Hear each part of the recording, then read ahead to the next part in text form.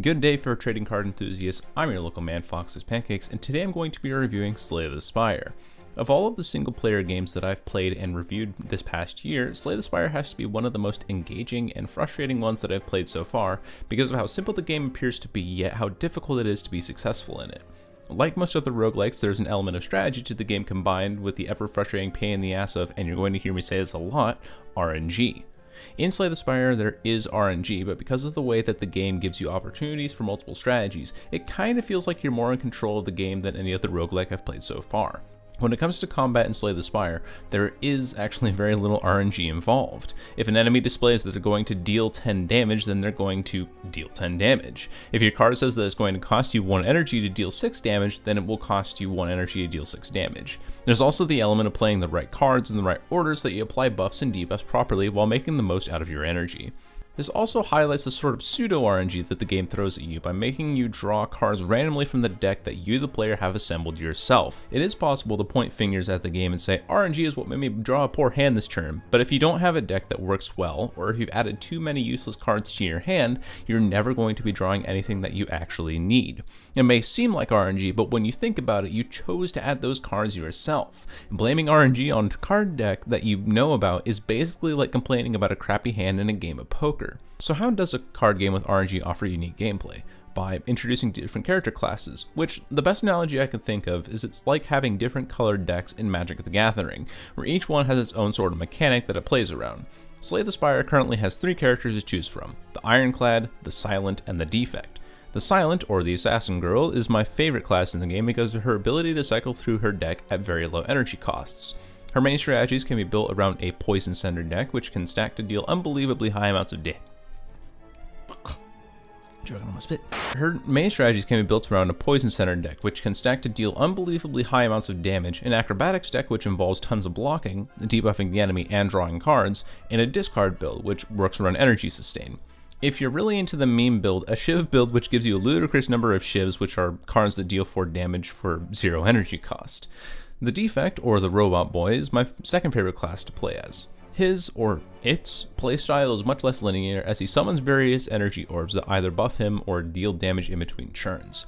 Roboboy's main strategies involve summoning as many lightning orbs as possible, summoning as many orbs in general as possible, and giving himself as many powers, which are passive abilities, and buffs as possible. The main build with Roboboy is the 0 cost build because he has a card called Claw, which costs 0 energy and increases the damage of each Claw card in your deck by 2 every time you play one. On top of that, there's a card called All for One that puts all the cards that cost 0 energy back into your hand so that you can stack all of that damage over again. Finally, you have the Ironclad, or the class that makes me want to bang my head against a wall.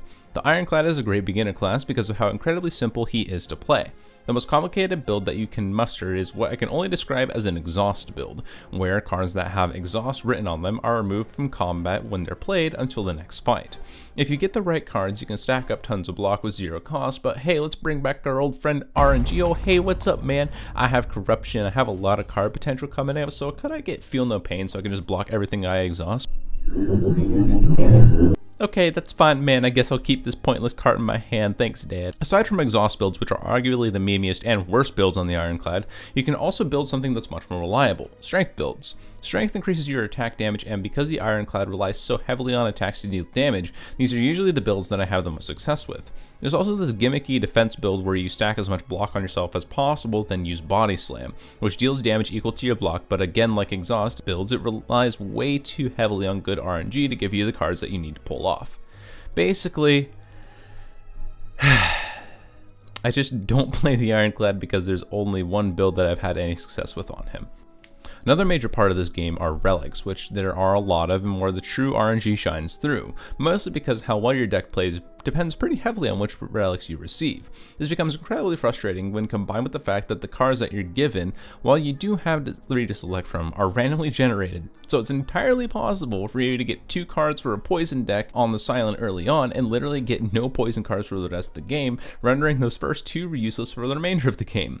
Then there's the possibility that you won't pick up the relics that will help your deck at all, or that if you do see them in the shop, you won't have the gold to get them. I could rant forever on my thoughts towards RNG in games, but I'll save that for another video. One of the things that makes this game stand out to me as an early access game is the animation or lack thereof. Each time a character attacks or receives damage, all that we see is that character moving slightly forwards or slightly backwards, kind of like the bouncing text animations I do for my videos. Some of the larger or flashier hits do have animations that make you go, oh shit, that's gonna hurt. But for the most part, it's just bash, hya, or summon orb, poof. The most comical animation is when a character uses a smoke bomb and you can see their character model slide across the screen instead of having a slight walking animation to it. Aside from that, it's just all idle animations. Now, I'm not asking for much here, but I think it would be cool if there were 2 frames of pseudo animation where, the silent makes a slashing animation, or the defect's body glows every time he summons a new orb.